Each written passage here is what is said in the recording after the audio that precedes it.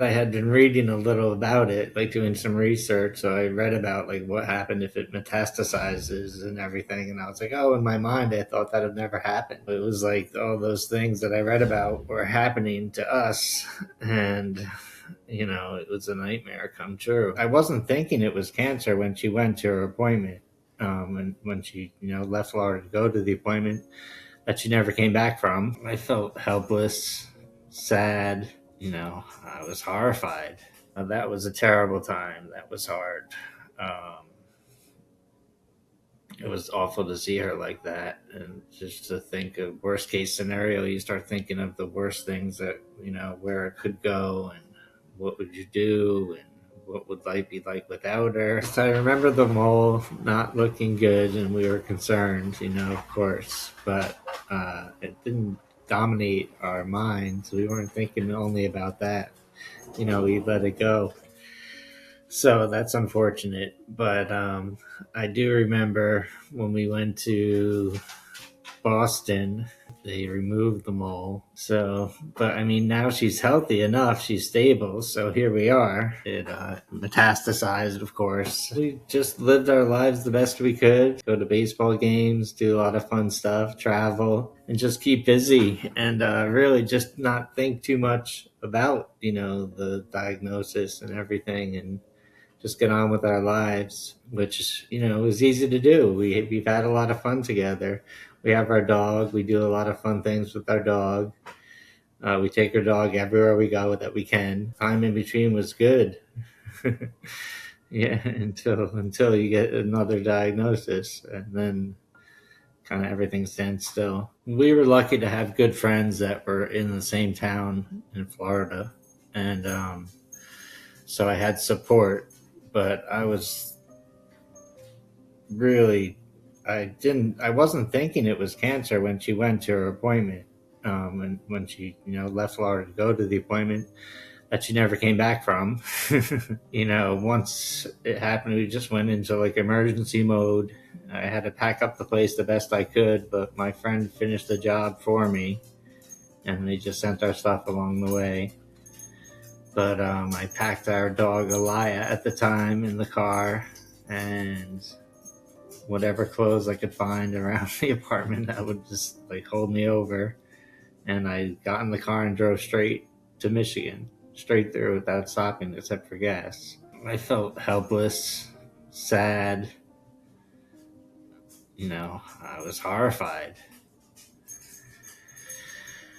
But I was still hopeful because we were in Michigan and we were getting the care that we were seeking out.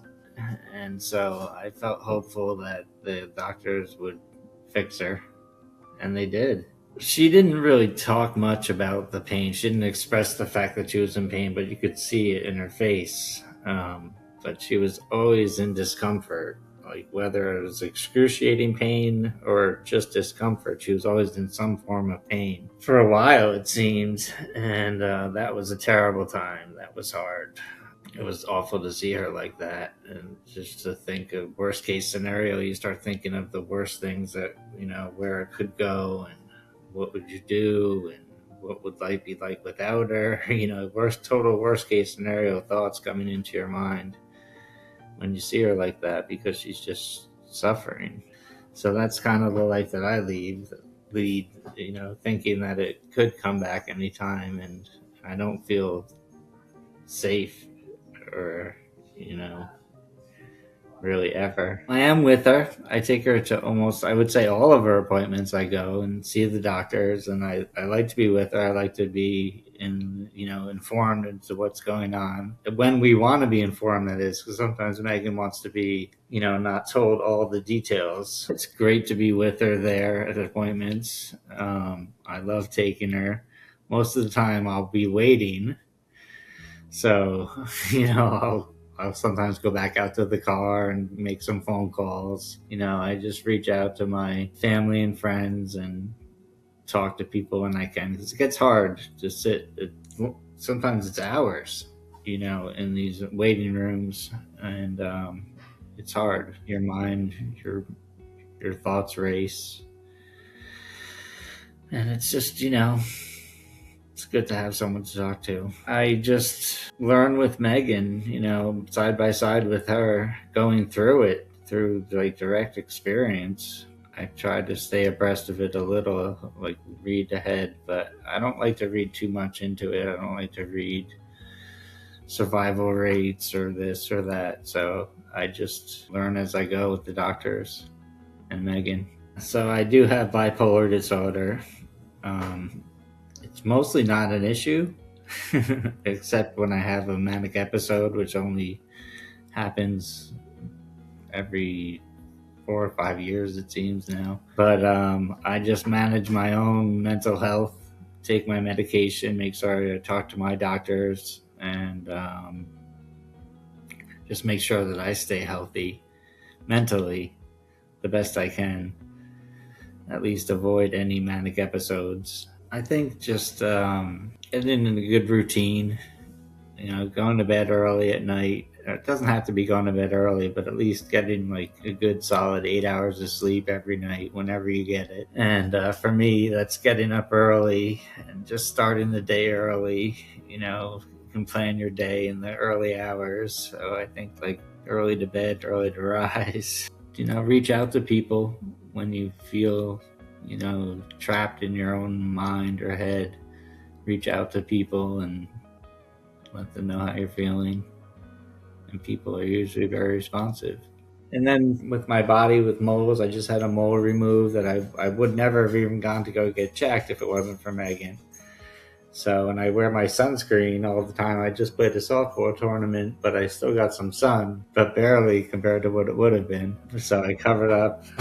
She teaches me that, to cover up in the sun, take your medication, make sure you get sleep. Yeah, I learned a lot from Megan. It's unbelievable how I can't believe it. If I don't know if I could do the same thing she does if I had the same diagnosis. I don't know that I would be able to go through the things that she endures. I mean, I know she has to, and she does it, but she does it with a smile. She's amazing. I'm so proud of her. Everything she faces every day. And then she's still willing to reach out and wanting to reach out to people through this format and, her podcast now. And she's just amazing. I think that we have an unsaid bond that we can just look at each other and know each other's thoughts.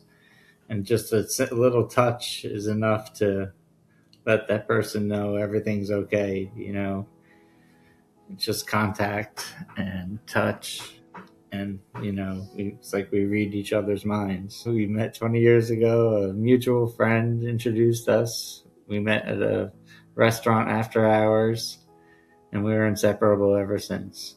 I love the most the way she makes me feel. She makes me feel whole and happy and good about myself. I've just learned the importance of family and close friends and, just people in general, like your close people. I think they are important in this world. Being a caregiver, that just comes naturally. I wouldn't do anything differently. I just do that because I love my wife and I want to take care of her. Be patient with yourself and with your person. Get a dog. Because it really helps with everything. So I really mean that. And take care of yourself, because you can't take care of other people if you don't take care of yourself first.